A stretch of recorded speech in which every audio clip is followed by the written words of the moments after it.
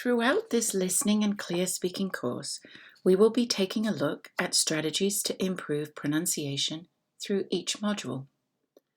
In Module 1, we will look at some general issues related to improving pronunciation, as well as some websites that you may find useful for practice.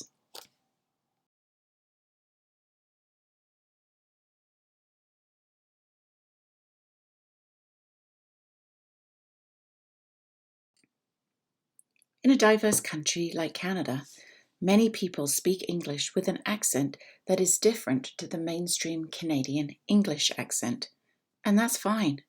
In this course, we're not focused on getting rid of an accent. We want to help you develop intelligible speech. What is intelligible speech? Intelligibility really means that when we say something, a listener is able to understand what we meant to say. We don't want to get rid of an accent. We just want to make sure that when you speak, other people can understand what you said and what you meant by it. There are two main parts to the sounds of spoken language which affect intelligibility. The first one is called segmentals. These are the individual sounds of consonants and vowels in the language, like the sounds made in English by the letters sh, th, e, u, o, ch. So those are segmentals, individual sounds. And all of us have different pronunciation depending on where we come from of individual sounds. That's part of what gives us an accent. The second part to intelligibility are supersegmentals. These are the bigger parts of pronunciation. So rather than the individual sounds of the letters that make up a word, supersegmentals include things like your rhythm and your intonation and stress in words and sentences. So what we're going to focus on in this course are your supersegmentals, because I'm going to be explaining to you how the rules for supersegmentals work in English and some ways that you can practice and figure out which parts of supersegmental pronunciation you need to work on the most.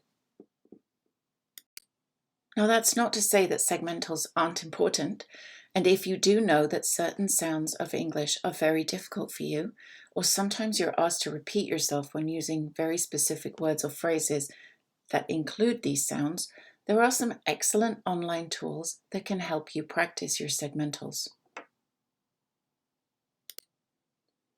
Perhaps the best website that can help you practice individual sound pronunciation is a Canadian one. It's called English Accent Coach, and here's the link. I've also included the link on the Moodle page so that you can click straight to it. You'll have to set up an account when you get there, and they do use the phonetic alphabet, but this is probably the best website I've ever come across to help students practice the sounds that they struggle with individually the most. Okay, so that's intelligibility. Now let's talk about comprehensibility.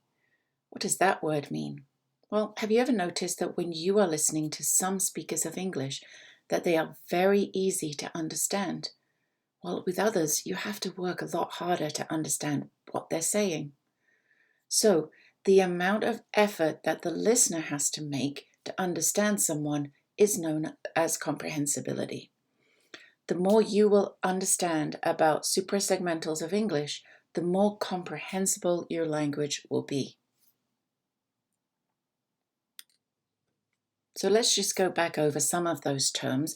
These terms will really help you as I'm explaining pronunciation throughout the course to understand which part of speech I'm talking about and which part of pronunciation we're focusing on. So the first word, pronunciation, that's everything in spoken language: segmentals, supersegmentals, the quality of your voice, and the rate of your speech, the speed. Segmentals, the individual vowels and consonants in your language. They're different between English and French, for example. Supersegmentals, the parts of speech that include stress, intonation, and rhythm. Accent.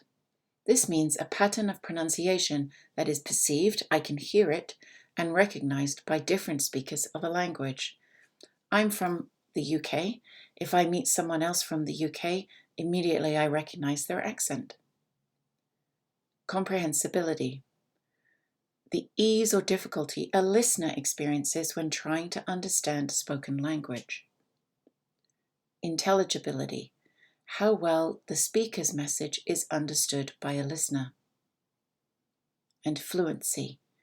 The degree to which the speech flows easily without pauses and hesitations.